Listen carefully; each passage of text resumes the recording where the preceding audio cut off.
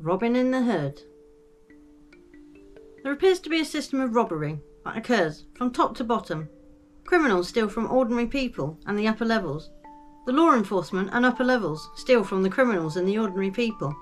And the upper levels steal from each other too. A well-oiled machine of thievery, with the squeeze being on the ordinary person who took what some would call the honest route. But within that, honesty can also be a matter of perspective, I guess. And rather than calling it the honest route, maybe it should be renamed as the naive route. To believe that hard work and honesty paid off, got you somewhere, as they say. Well, that has been well and truly thrown in everyone's face, hasn't it? Work hard equals having more taken off you, including your entire life now. With the hoisting of prices from rent, council tax, energy prices, food, fuel and travel, and anything and everything they can think of in between to charge you for. Charges, taxes, tolls and fees. Different words for the same thing. Thievery. The gatekeepers of goods and services, where a simple cost for the goods was not enough and greed takes over. My article, Who's That Trick Trapping Over My Bridge, went into that from a slightly different angle. And I have talked about the corporate structure for it in Consumerism and Mark of the Beast, where it ties into them being able to dictate what you buy and own eventually.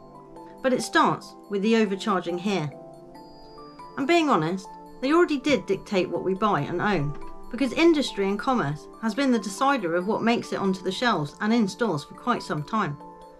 They set up the hood so they could rob you. And by the hood, I mean all of society, with its different pockets and areas they name. Deprived, affluent, run down, well-to-do, rich, poor, and so on. They shaped the way we were allowed to shop by way of licences, regulations, standards and procedures. Under the guise of safety, we got controlled. As you can see, the method has worked before.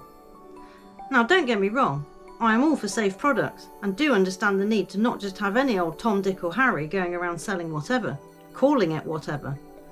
But doesn't it work well towards any smaller competition you may want to eliminate in a legal manner?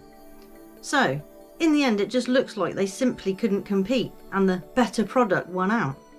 And in some instances that will be the case. But sadly, in many I believe not. A which, how convenient, goes into that a bit. But also highlights how if there is opposition or resistance to something, then it is very easy to simply have a tool at your disposal to shout "witch" or whatever word or concept you have conditioned people to be afraid of or wary of, and sit back and watch the fallout. People are people, and over time, with all their experiments and observations, have noted how easily a group of people can be spooked into a reaction, or steered in a certain direction with some carefully placed events or ideas or suggestions, all then strategically nurtured thereafter usually. We are led to believe that for decades they have been trying to improve areas and living conditions, using stats and charts about poor and deprived areas in the country needing attention and money invested to bring them up to standard. And even though we all knew they had created the low standard in the first place, blaming the people who lived in it seemed easier. It's their own fault they lived there. Why don't they work harder? Why don't they just move?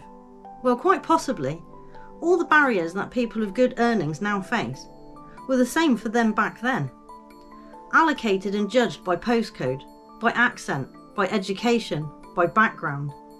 Not enough to pay rent, deposits, moving costs, don't have a car, can't afford your bills and food, so you start borrowing money. And after only 1 or 2 months of that, extra charges and fines start rolling in. Issues and more problems follow. That's how easy it is for it to fall apart, if not quicker for some. Because as soon as you get into the shit, the system is designed to swallow you up and keep you there as long as possible and take as much of you and from you as it can, unless you have a close personal network to help you. Debt is big business, and a whole industry surrounds it, and a huge amount of money is made from it, despite the fact that technically it doesn't exist.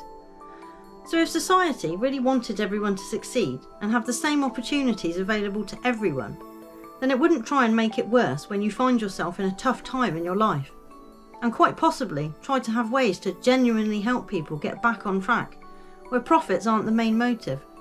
Because once you start profiting from someone's misery, what incentive would there be to try and end said misery, if profit is your main objective? I understand that not everyone may want to succeed in the ways of business, but success for some is just being able to afford to live and pay your way, and is measured by being able to have time to relax and take some enjoyment from life. We are all on the clock. I guess we just need to know whose clock we are on, theirs or ours.